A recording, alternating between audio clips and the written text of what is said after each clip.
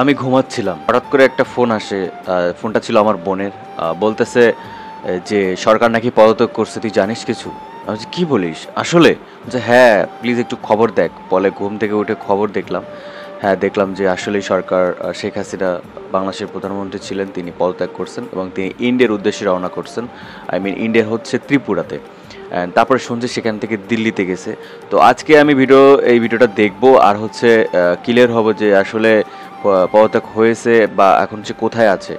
যে video use করেছি তার original video link in description, সবাই যাও সাবস্ক্রাইব করো। আর দেখলাম যে সবাই গণভবন হামলা করছে, সাধারণ জনগণ সেখানে যে যা পারতেছে তাই সেইটাই সে নিয়ে চলে আসতেছে। কেউ মাছ, কেউ হাঁস, কেউ জামদানি শাড়ি। সো আজকে ফুল ভিডিও দেখবো আর চলো শুরু করি। অ্যান্ড আমি সাথে আছি Setu Sarkar, and welcome to new video. তো লেটস স্টার্ট ইট, চলো।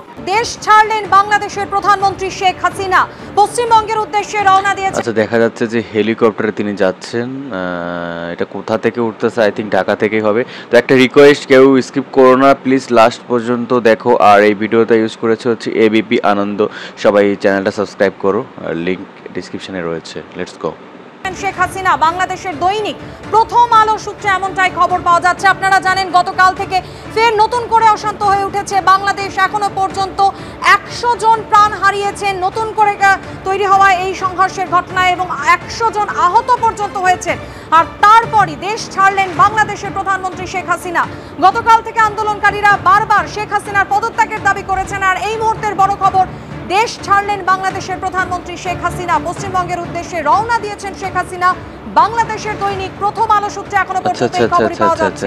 শেখ হাসিনার সঙ্গে এই যে আপনারা হয়তো অনেকে জানেন না, যারা হচ্ছে ইন্ডিয়া থেকে দেখতেছেন, এই যে যেটা দেখতেছেন না, মিছিল উপর থেকে শুট না, এটা হচ্ছে আপনার 4 তারিখের 4 তারিখের আমাদের শহীদ মিনারের সামনে এটা হয়েছিল। সমস্ত স্টুডেন্টরা এক হয়েছিল, বিশাল মিছিল ছিল। এটা আমি ছিলাম বলতে আমি দেখেছি, আমি একটা কাজে বাইরে গেছিলাম তখন আর কি দেখছিলাম।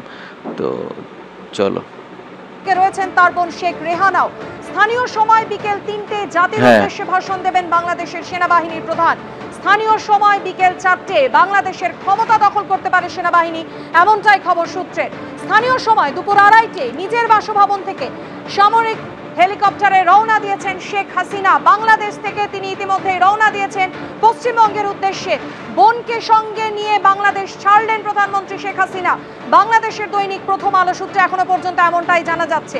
এর আগেও একাধিকবার বাংলাদেশ উত্তপ্ত হয়ে উঠেছিল সরকারি চাকরিতে সংরক্ষণের দাবিতে। গতকাল থেকে নতুন করে অশান্ত হয়ে ওঠে বাংলাদেশ। সরকারি চাকরিতে সংরক্ষণ বাতিল এবং এর পাশাপাশি প্রধানমন্ত্রী পদ থেকে শেখ হাসিনার পদত্যাগের দাবি জানান আন্দোলনকারীরা। এখনো পর্যন্ত নতুন করে গড়ে ওঠা এই সংঘর্ষ, সেখানে বাংলাদেশে মৃতের সংখ্যা 300 ছাড়িয়ে গিয়েছে।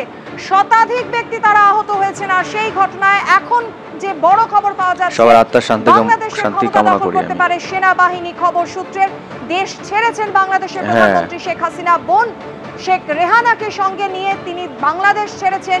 স্থানীয় সময় বিকেল 3টে জাতির উদ্দেশ্যে ভাষণ দেবেন বাংলাদেশের সেনাবাহিনীর প্রধান। স্থানীয় সময় বিকেল 4:30টে বাংলাদেশের ক্ষমতা দখল করতে পারে সেনাবাহিনী, সূত্র মারফত এমনই খবর পাওয়া যাচ্ছে। আপনারা জানেন যেভাবে গতকাল থেকে দফায় দফায় উত্তপ্ত হয়ে সেনাবাহিনী, হচ্ছে মার্শাল ল, এটা হচ্ছে অনেক স্ট্রিক্টেড হয়ে যাবে যদি হয়, বাংলাদেশে অনেক স্ট্রিক্ট হয়ে যাবে।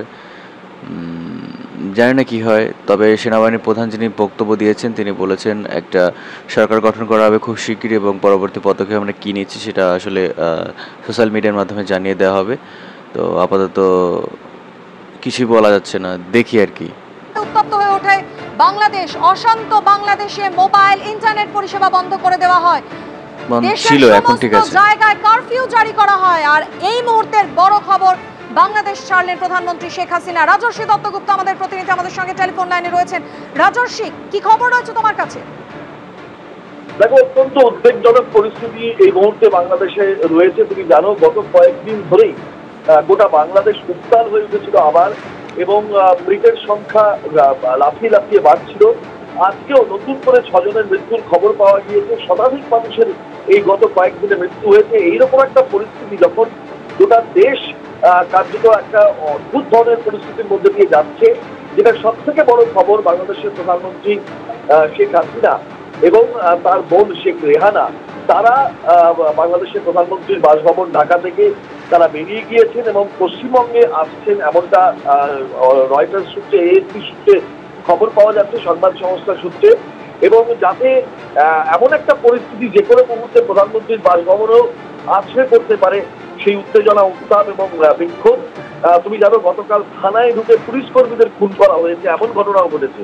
তো সেই পরিস্থিতিতে প্রধানমন্ত্রী 11 জনকে খুন করা হয়েছে, তার বোনকে নিয়ে দেশ ছাড়ছেন, তার ভিতর 7 জন হিন্দু, তাকে নিয়ে হেলিকপ্টার রওনা দিয়েছে বলেও এটা জানা যাচ্ছে সংবাদ সংস্থা সূত্রে।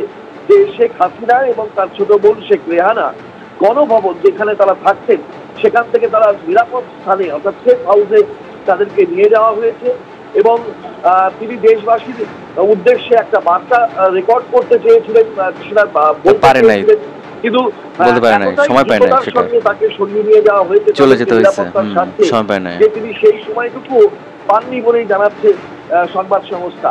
এখন এই তুমুল অশান্তি এবং এই তুমুল অশান্তির মধ্যে প্রধানমন্ত্রীর দেশ ছেড়ে পশ্চিমবঙ্গের উদ্দেশ্যে রওনা দেওয়ার যে খবর সংবাদ মাধ্যম সূত্রে আসছে, এবং বাংলাদেশের যে দৈনিক আছে প্রথম আলো, তাদের সূত্রেও জানা যাচ্ছে যে প্রধানমন্ত্রী এবং তার বোন আজকে স্থানীয় সময় বিকেলবেলা তারা জাতির উদ্দেশ্যে ভাষণ দেবেন, এরকম একটা পরিস্থিতির সুযোগ রয়েছে এখনো। কিন্তু বোঝা যাচ্ছে না যে এমন একটা গন্ডগোলের পরিস্থিতি সারা দেশ জুড়ে চলছে যে তাতে তারা সেই সুযোগ পাবেন কিনা।